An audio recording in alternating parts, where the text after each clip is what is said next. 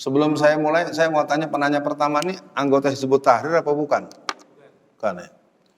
Kalau Hizbut Tahrir mah udah harga mati dia. Padahal kalau saya ingin mengatakan, negara kita tidak ada dasar hukum yang menegaskan bahwa negara kita negara demokrasi. Tunjukkan kepada saya mana dasar hukum yang menyebutkan negara kita negara demokrasi. Nggak ada. Undang-undang nggak ada, Kepres nggak ada.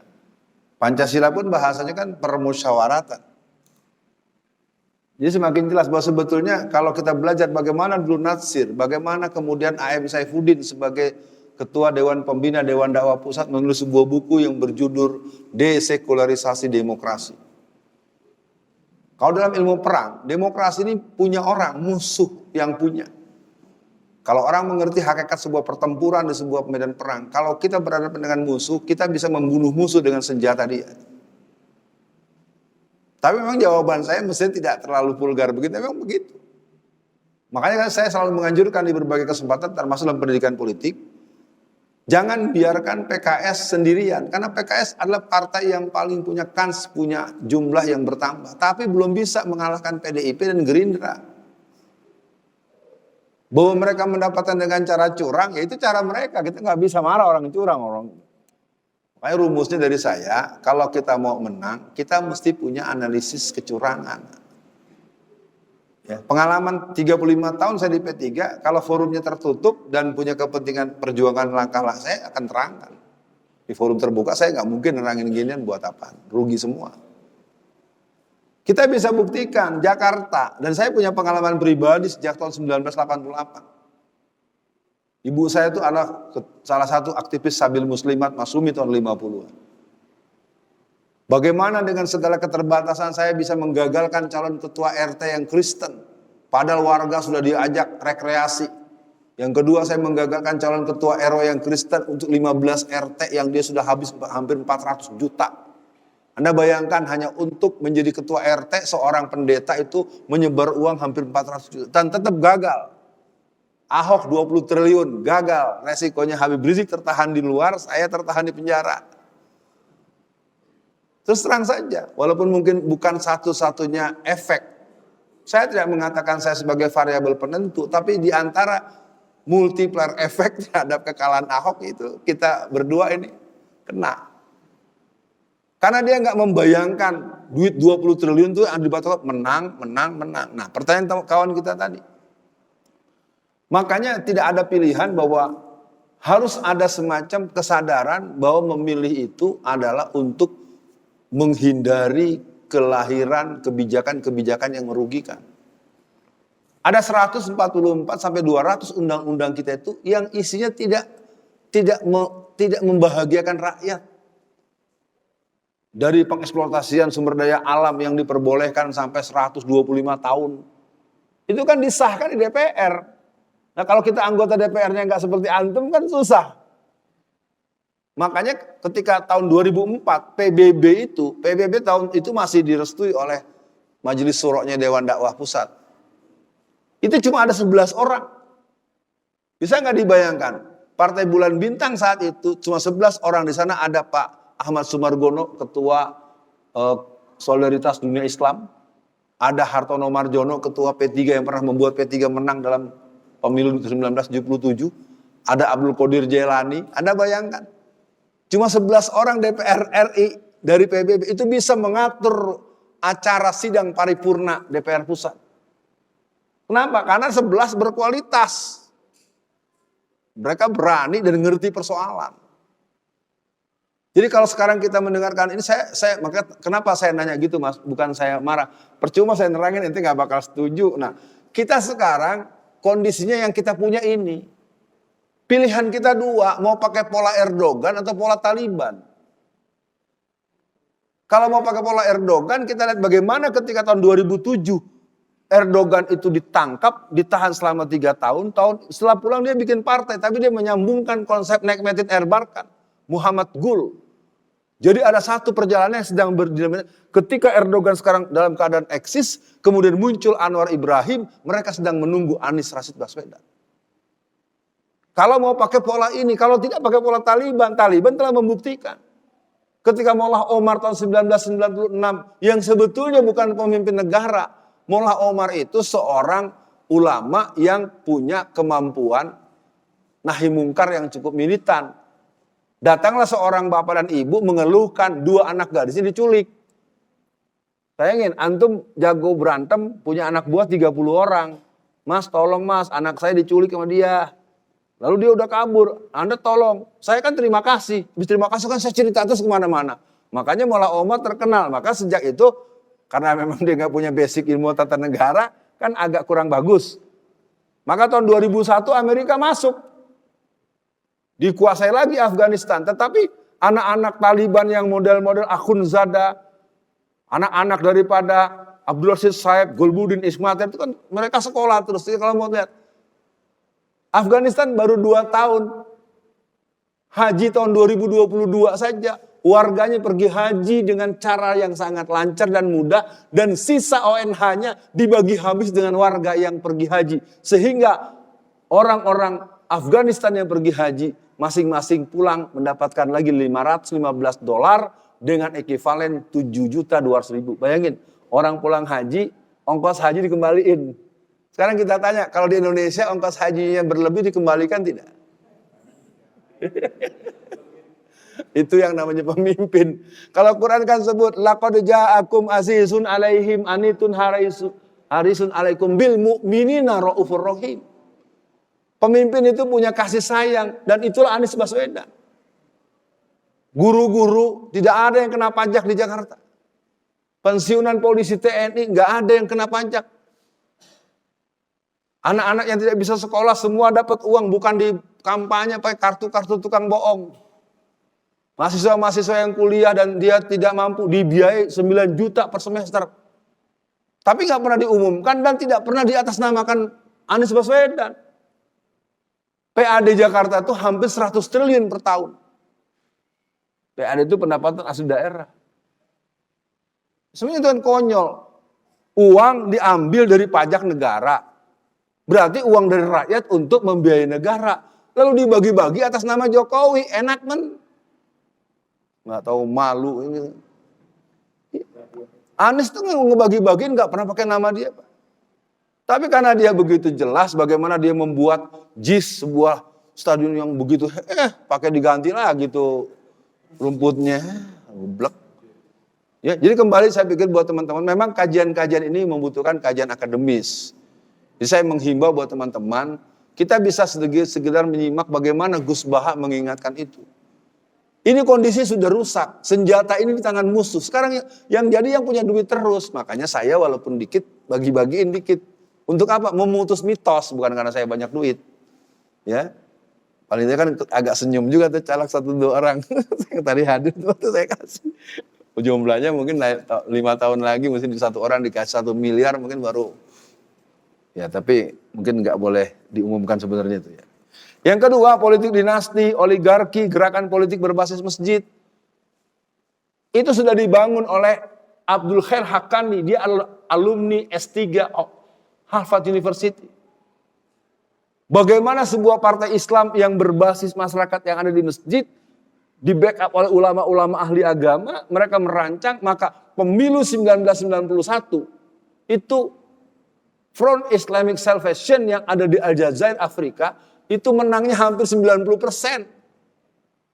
Tapi karena mereka tidak menguasai, tadi itu, karena pandangan-pandangan sekuler dan tentaranya sangat anti-Islam, maka baru 2 pekan kantor FIS dibakar, ditangkap semua pengurus.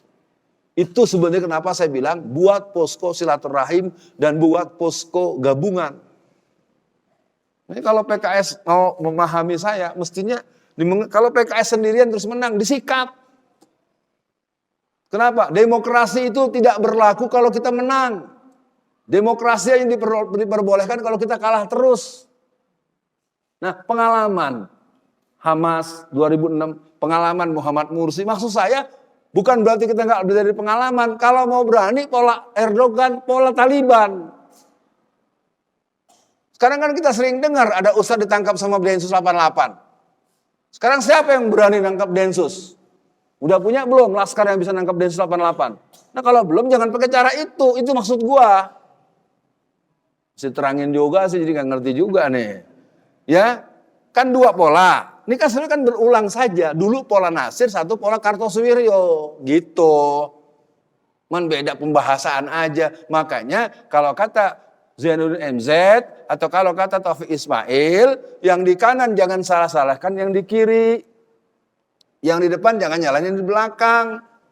Jadi kalau memang ada ikut pemilu, ayo kata Habib Rizik, kalau kita dalam situasi apapun, kita punya ikhtiar untuk membela kemuliaan Islam yang tidak mengikuti cara yang sama, jangan nyalahin. Pemilunya nggak ikut, pemilunya nggak usah ikut, tapi yang jadi diaku-aku sampai dapat gelar apa Umar bin Khattab. Kan Jokowi itu dikenal dengan Umar bin Khattab.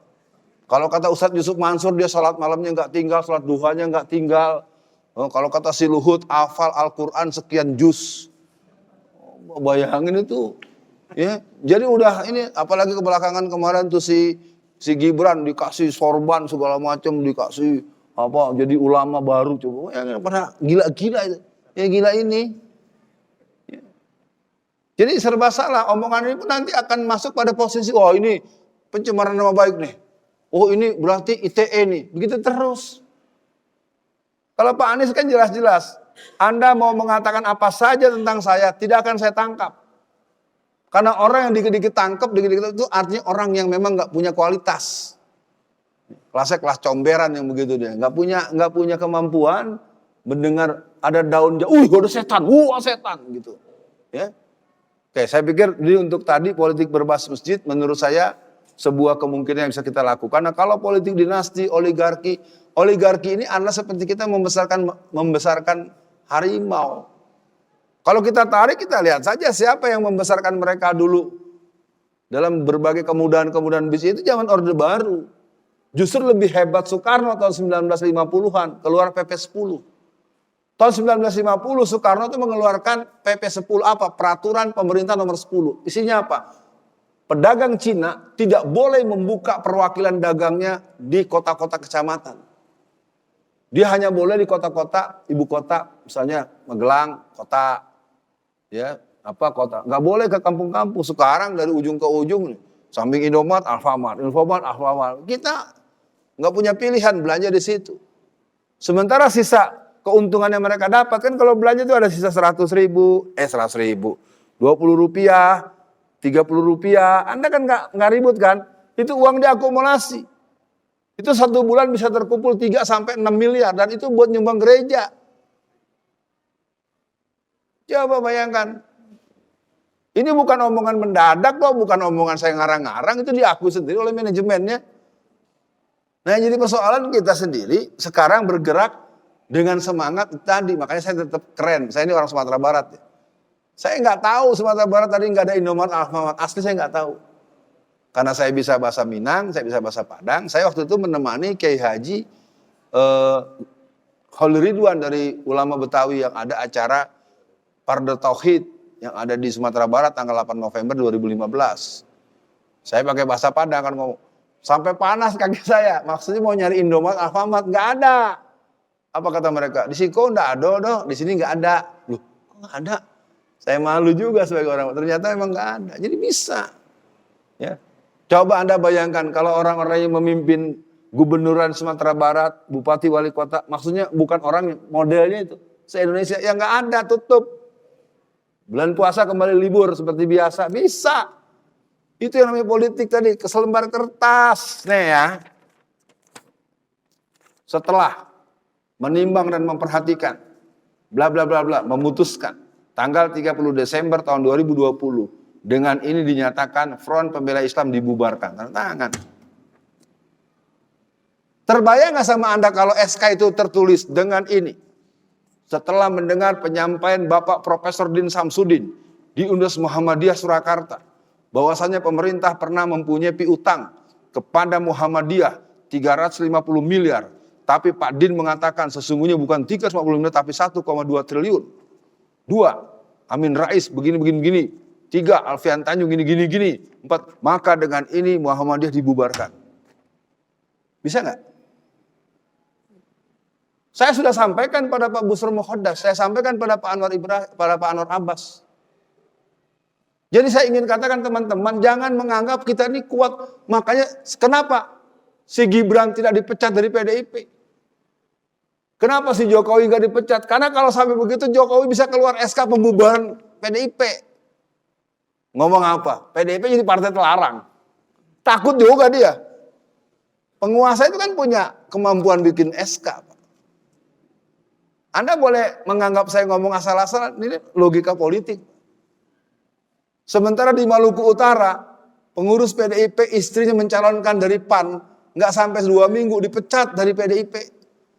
Sementara Gibran jadi wakil presiden itu lewat Golkar. Kenapa tidak dipecat dari PDIP? Karena Golkar, kalau PDIP memecat Gibran, lalu PDIP memecat Jokowi, selesai, keluar SK besok. Setelah mempertimbangkan dengan ini, pemerintah Republik Indonesia menyatakan membubarkan Partai Demokrasi Indonesia Perjuangan. Bisa nggak? Ya bisa. Orang yang kuasa dia, jangan saya yang disalahin. Orang logika hukumnya kan dikit-dikit begitu. Ya, jadi teman-teman semua betul tadi kata Ustadz Joko. Jadi kita ini, andaikan saja sekarang saya jadi gubernur Jawa Tengah.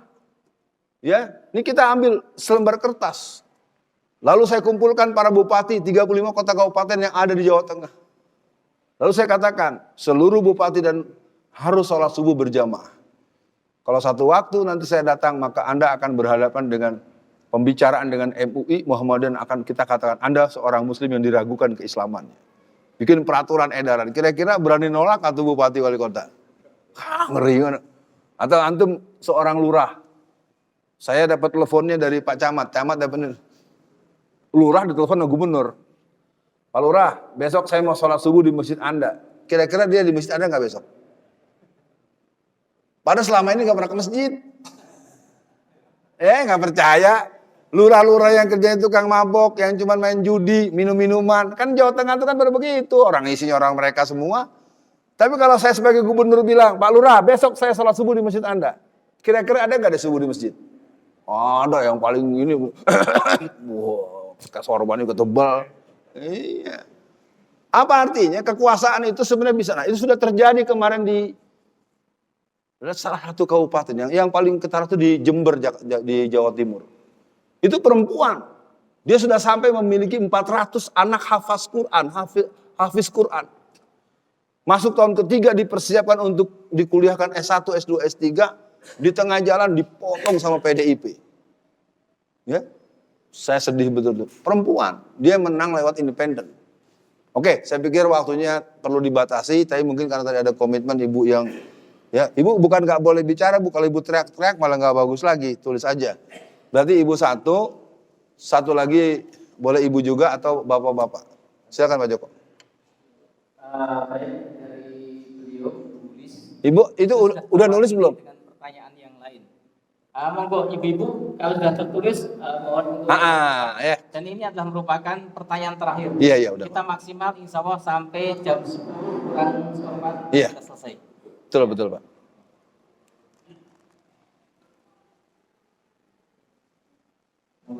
Wah, kayak kuliah nih. Bismillahirrahmanirrahim. Pertanyaan dari beliau, ibu kita, ibu satu ya, saya sebut gitu aja. Jangan ibu satu, bapak satu ya. Ibu dua, bapak dua ya. Yang nggak bisa ketawa belum ngerti itu ya. Itu omongan si bolot. Pertanyaan pertama dari salah satu penanya pertama, yang satu lagi udah masuk. Sudah terwakili gitu. Enggak, kan ada ibu ini, ada ibu itu. Yang dari beliau sudah merasa terwakili. Oh udah. Oh gitu, baik. Jadi kalau gitu dari ibu, pertanyaannya, cara mengedukasi mereka yang mengatakan politik itu kotor dengan bahasa awam yang mudah dipahami. 2, tentang ekonomi yang dikuasai Alfamart Indomaret, kemarin sudah saya sampaikan kepada Bapak Yusuf Martak. Juga perkembangannya tidak dibiarkan warung-warung dan toko-toko. Gini ya, mengedukasi orang yang sudah punya pandangan benci. Orang kalau orang sudah tidak suka, orang sudah benci, orang sudah antipati, jangankan kesalahan kita, benar kita pun tetap dianggap. Iya. Anda coba tanyakan nama saya kepada Pak Polisi. Ya ini. biarin direkam. Karena polisi se-Indonesia tuh kenal sama saya enggak, tapi benci semua sama saya. Ya. Karena ada ini ya sistem doktrin sehari 3 kali tuh untuk merusak pandangan terhadap ulama, terutama orang-orang yang amar ma'ruf nahi mungkar. Saya tahu dari teman-teman saya yang di kepolisian, Bang, bingung bang mau belain abang. Kalau ngomong Alfian, narapidana, residivis. Coba bayangin, saya dibilang narapidana, dibilang residivis. Jadi omongan itu diomongin di hadapan orang banyak. Kalau lagi ada pembahasan gitu. Enggak boleh ya, ceramah panggil-panggil si Alfian Tanjung itu. Si Alfian Tanjung, dia tuh residivis. Itu tadi, susah kan kalau udah begitu. Nah kembali saya contoh ini. Mengedukasi mereka yang mengatakan politik itu kotor. Yang saya tahu selama ini, itu yang berbalik ketika kita mensikapi orang yang jahat pada kita dan kita menolong dia di saat dia betul-betul harusnya ditolong oleh temannya. Terlalu banyak orang-orang yang benci kepada Pak Anies menjadi loyalis Anies karena Anies orang yang paling pertama datang ketika dia sakit. Anies yang pertama datang ketika ibunya sakit atau ibunya meninggal dunia. Ya saya tidak dalam posisi membanggakan berlebihan, tapi memang Pak Anies ini mengalami purifikasi yang luar biasa. Walaupun orang nanti akan ribut, itu anak perempuannya gak pakai jilbab. Saya tahu itu, ada aja yang begitu-begitu. Lalu masalahnya apa? Kalau sudah diajarkan, udah disuruh. Sekarang kalau kita mau jujur di rumah mana sih kita, anak kita ada yang cenderung tidak tegar keislamannya. Anda ke masjid, masih punya anak laki-laki enggak yang suka enggak ke masjid?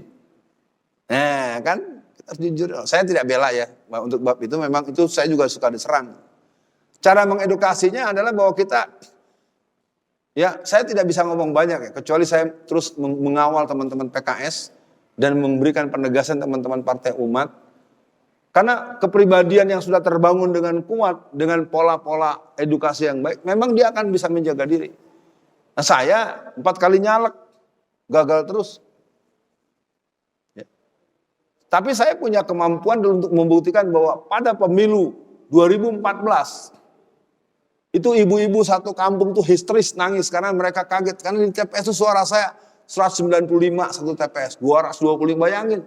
Sampai di kelurahan suara saya 0. Hebat gak tuh? Saya sih gak mau marah kan. Ya emang begini nih dunia persidangan. Kenapa? Jeruk makan jeruk. Kayak buat teman-teman, sekali lagi buat ibu, kotor-kotor itu hanya keinginan mereka agar kita gak dekat-dekat sama mereka. Itu kata Habib Rizik.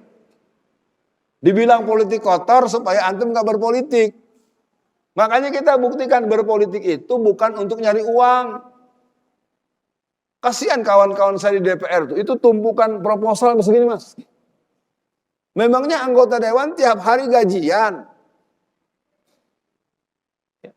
Ini lagi-lagi kalau mau dibahas lebih jauh memang ada persoalan serius. Sebenarnya ini bukan pola kita. Pola yang paling bagus adalah pola perwakilan, permusyawaratan dan perwakilan itu ada di Pancasila. Tetapi kan pola ini kemudian juga didistorsi, akhirnya yang maju anaknya. Saya ingat tahun 70-an, kan belum pemilihan langsung. Itu yang dimasukin, anak yang nggak ngerti apa-apa baru pulang tamat kuliah dimasukin. Mantunya, memang begitu. Ya cara yang terbaik ya kita harus kembali menunggu kecepatan lahirnya khilafah min hajun nubuwah. Kekhilafaan itu akan tetap ada, akan tetap muncul, ada ataupun tidak ada Hizbut Tahrir. Saya berapa kali berdebat-debat, saya bilang, yang paling terbukti adalah di Palestina. Jadi antum tadi yang mimpin apa? Yang mimpin Unut Nazil Anda udah betul. Karena pasukan Panji Hitam sudah mulai bergerak untuk masuk bergabung ketika terjadi perang melawan Amerika, mulai keteter ngadapin Yaman. Jadi sebetulnya dunia Islam ini harus kita baca dengan mendalam. Kita perlu bisa menyimak penjelasan Ustadz Muhammad Zulkifli Ali, Ustadz Rahmat Baikuni, Ustadz Ustadz Ihsan Tanjung, satu lagi Ustadz Abu Fatihah. Kita ikuti penjelasan beliau. Di samping kita juga bertanya pada guru-guru kita. Yang jelas ibu mengedukasi mereka yang berperan politik, cara yang paling bagus dia harus melihat bahwa apa yang dia katakan itu sebetulnya ada pada dirinya sendiri, tapi bukan pada kita, bukan pada aku. Orang yang sering menisbatkan orang dengan pandangan-pandangan jelek tentang satu sikap akan satu paham yang berhubungan dengan politik, itu adalah dia. Saya kenapa begitu pede sebagai salah satu wakil ketua umum Masyumi? Masyumi telah memberikan bintang-bintang sejarah yang panjang. Satu di antara Dr. Muhammad Nasir. Dr. Muhammad Nasir itu adalah orang yang membuat negara yang terpecah-pecah menjadi negara dengan musuh integral. Mungkin terlalu panjang menerangkan. Pak Nasir satu hari kedatangan seorang anak muda. Bayangkan seorang Perdana Menteri sedang duduk di meja kerja, tahu-tahu ada anak muda diri di depan. Assalamualaikum Pak. Kamu kenapa ada di sini? Ya Pak, tadi penjaga satpam saya bohongin. Saya bilang aja saya keponakannya Bapak. Bayangin. Nggak marah Pak. Ditanya, kamu kenapa?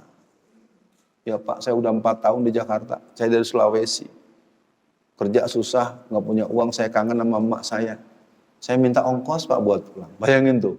Saking pengen memastikan punya ongkos pulang, dia datang ke ruangan Perdana Menteri. Ini beneran, bukan dongeng ini. Anda tahu apa jawaban Pak Nasir? Saya tidak punya uang untuk bantu Anda hari ini. Masa Perdana Menteri nggak punya uang? Coba bayangin tuh. Kamu rumahnya di mana? Nama? Jadi alamat dan nama itu disimpan dengan baik oleh Pak Nasir. Ketika hari gajian, dia ambil beberapa bagian dibuat 2 amplop. Amplop pertama untuk ongkos tiket kapal laut. Zaman dulu kan tahun 60-an 50-an itu kan lebih banyak kapal laut ya. Karena pesawat itu baru ada tahun 1964. Untuk umum ya, kalau Dakota kan tahun 50-an itu pun dibeliin oleh ulama-ulama Aceh buat Pak Karno ketika ada pertemuan di Kolombo. Yang kedua dibelikan oleh ulama-ulama Sumatera Barat. Jadi ketika tanggal gajian itu yang namanya Dr. Muhammad Nasir yang pernah menjadi ketua umum Masyumi itu datang dengan menggunakan sepeda ontel. Bermodalkan alamat. Bayangkan, Anda datang sebagai pengangguran, minta duit sama saya nggak kasih karena belum ada duit, lalu saya janji. Selama ini kita kalau ketemu caleg atau pemimpin janji pengen ngasih, kira-kira kita dicari nggak sama dia? Anda bisa bayangkan. Assalamualaikum. Salam. Perdana Menteri ke rumah saya. Kan kamu kemarin minta ongkos.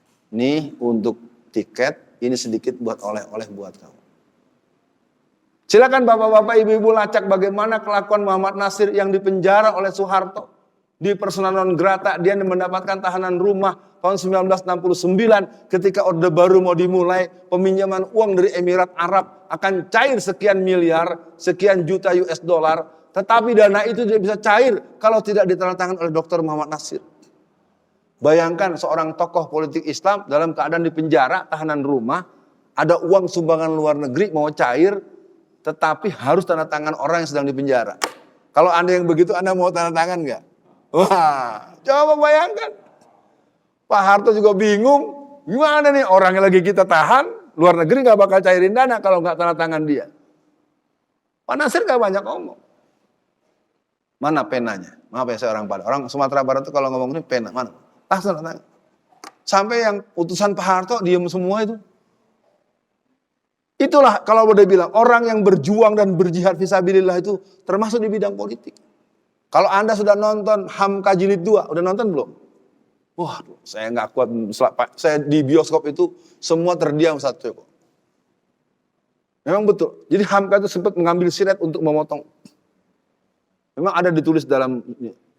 Tapi Hamka yang dipenjara gara-gara tuduhan dan fitnahan Subandrio, Haji Peking yang banyak mempengaruhi Soekarno. Kemudian Soekarno termasuk memberikan tanda tangan untuk menangkap dan menyiksa Buya Hamka. Tetapi ketika Soekarno meninggal dunia, Buya Hamka lah yang menyolatkan Bung Karno.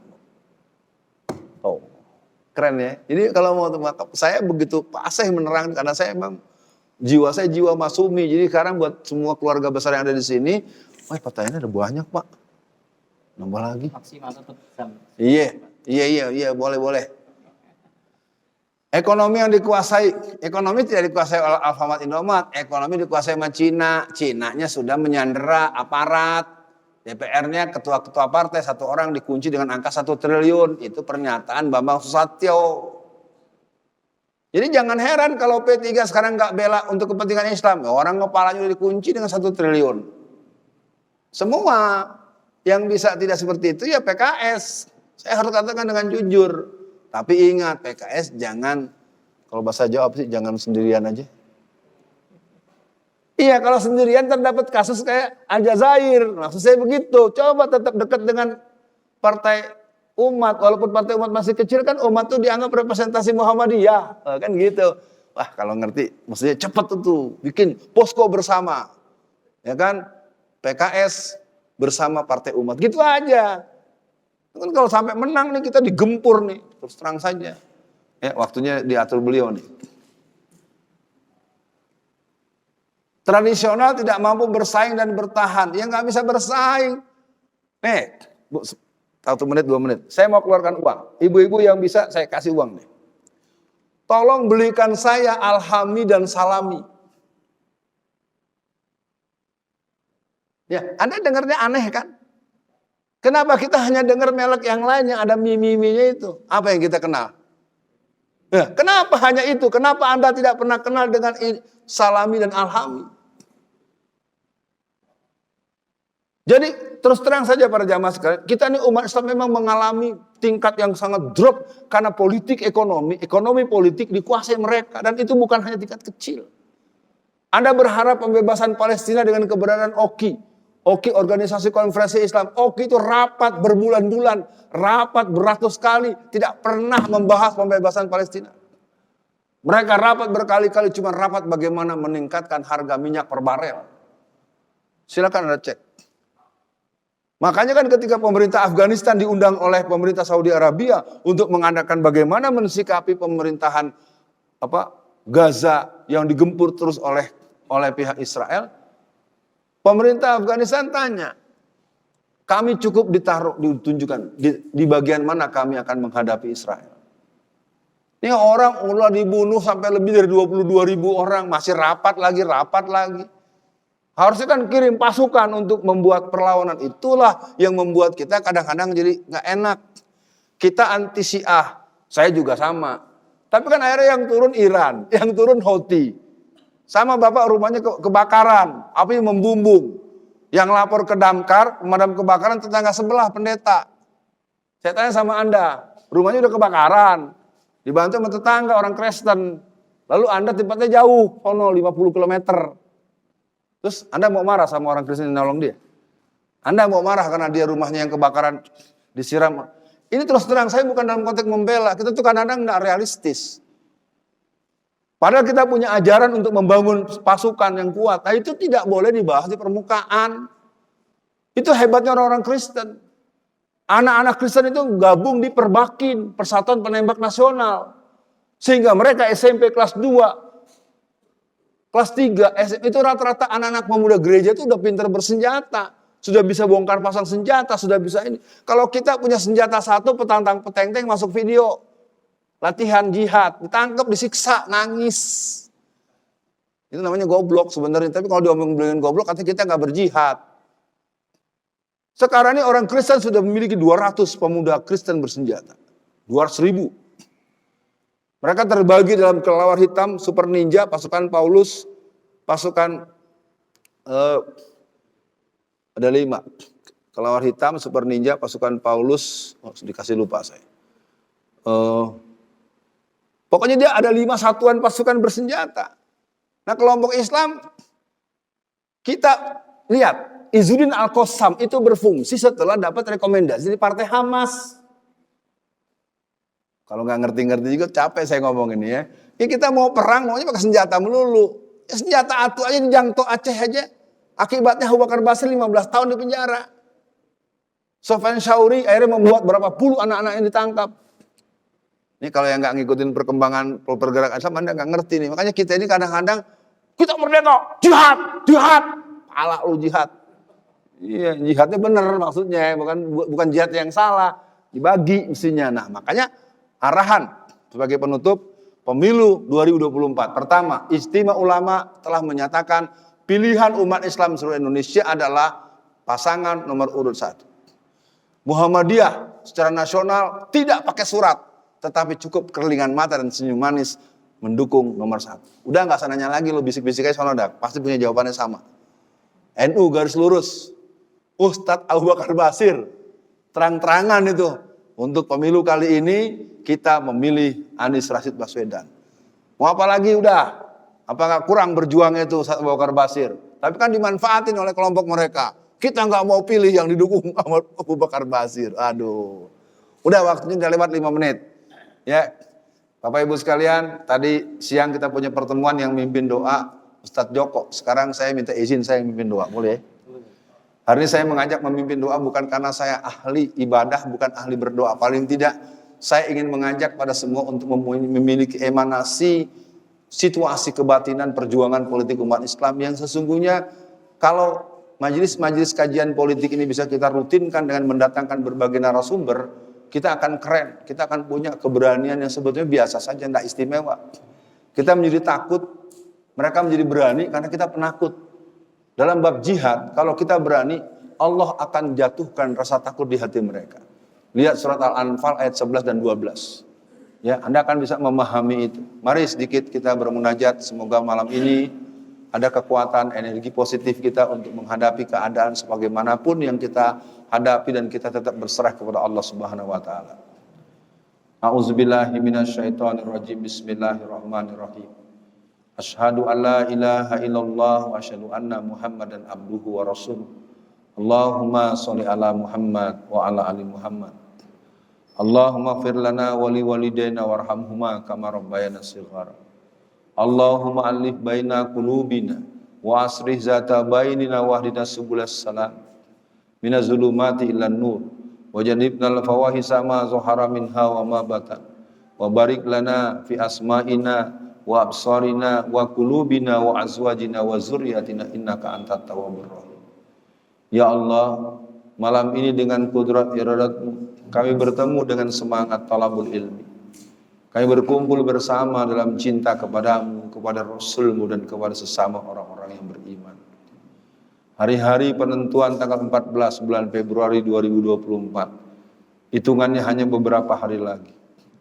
Berikanlah kemantapan hati seluruh umat bangsa negeri ini untuk menjatuhkan pilihan kepada pasangan nomor urut 1, Anies Rashid Baswedan dan Abdul Muhaimin Iskandar.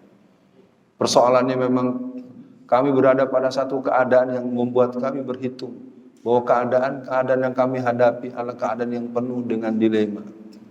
Dilema yang berhubungan dengan keutuhan negara kami. Dilema yang berhubungan dengan keteladanan dan kewibawaan alam dan banyak lagi risiko yang akan dihadapi. Pilihan kami bukanlah pilihan ideal, tapi paling tidak bisa menjadi pintu kecil untuk kami merancang kemungkinan-kemungkinan perubahan yang bisa dilakukan untuk membuat negara yang berhaluan keadilan sosial bagi seluruh rakyat Indonesia. Wahai Allah, kalau kami bercermin dengan nestapa dunia Islam, bagaimana ratusan ribuan orang-orang Rohingya berdatangan, itu merupakan skema dari kaum Zionis untuk membuat cemar bangsa Indonesia dengan alasan umat Islam Indonesia tidak memberikan sikap yang baik, karena sesungguhnya mereka sedang mengincar sumber daya alam Aceh dengan alasan terjadinya ketidakadilan kepada hak asasi manusia.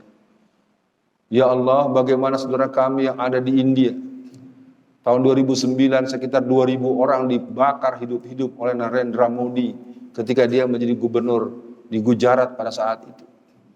Bahkan yang terbaru, para pendeta-pendeta Hindu mengatakan 400.000 masjid yang ada di India akan kami rubah dia menjadi kuil-kuil atau menjadi kandang-kandang babi. Ya Allah yang maha mengetahui segala sesuatu. Di Angola per Januari 2017, seluruh masjid yang ada di Angola, sebuah negara di Afrika, tidak boleh dipergunakan untuk apapun. Eritrea selama 7 bulan belakangan lebih dari 50 masjid dihancurkan karena mereka telah terlanjur banyak berhutang dengan bad trap yang undang-undang utang-utang yang menjerat dari Cina. Kami mohon ampun padamu ya Allah. Ternyata Indonesia kalau kami perhatikan, kalau kami fikirkan telah menjadi negara yang sangat berhutang budi dan sangat kehilangan nyali di hadapan cengkraman Partai Komunis Cina. Kedatangan Jokowi pada tanggal 27, 28, 29 Juli 2023 dengan pernyataan dia bahwa IKN itu merupakan bagian dari program obor. Bahkan dengan sangat sungguh dia meminta agar ada detailisasi sistem pengolahan IKN menurut kemauan pemerintahan Cina. Kami mohon ampun padamu ya Allah. Adalah seorang tua pemimpin negara yang menyerahkan negerinya kepada orang lain dengan terang-terangan. Negara kami diserahkan kaum penjajah imperialis Palu Arit Cina Bintang Merah. Tetapi keadaan seperti ini tidak terbaca sebagai sebuah keadaan yang akan menjadi beban. Ma ta'buduna min ba'di. Bagaimana nasib anak-anak di belakang kami? Ya Allah, 250 ton narkoba setiap tahun datang ke negeri ini. Berbagai berita yang sebetulnya merupakan sebuah fakta-fakta yang membuat negara ini menjadi semakin ringkih dan retak. Tetapi keadaan ini kelihatannya berjalan tanpa ada keberanian pembelaan dan itu membutuhkan kekuatan politik. Allahumma nawir qulubana binuri bihidayatika binuri samsika abadan abada kama nawartal ardo birahmatika ya arhamar rahim. Jadikan pertemuan malam ini dengan segala keterbatasan kami menjadi malam di mana kami berkesadaran secara kolektif bahwa negeri ini tidak akan pernah selamat selama kami tidak mempertegas pemihakan kami pada sistem politik untuk kepentingan umat Islam. Mudahkan kami ya Allah untuk mendidik anak-anak kami, keponakan kami, cucu-cucu kami dan orang-orang di bawah tanggung jawab kami agar mereka jadi putra-putri yang soleh dan solehah. Ya Allah, negeri ini dalam bahaya. Suasana-suasana semakin mencekam, kecurangan-kecurangan dipertontonkan di hadapan mata. Korban-korban berjatuhan. Dan berbagai cara-cara licik. Ratusan ribu baliho-baliho bergambar Prabowo dan Gibran dipasang di mana-mana dengan jumlah besar. Itu penjelasan dari Aiman Wicaksono. Dan Aiman hari ini dalam proses polisi ditangkap dengan tuduhan dan seterusnya. Malam ini kami mohon padamu ya Allah. Tolonglah kami kaum muslimin di seluruh dunia agar tetap memiliki izzah dan saja'ah. Agar kami punya keberanian untuk membela Islam dan umat Islam dalam situasi dan tempat dan keadaan yang bagaimanapun juga.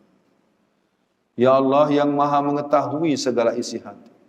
Jadikan malam ini pun kami semakin ingin semakin dekat untuk mendekap dan menyampaikan hubungan kami semakin kuat kepadamu ya Allah.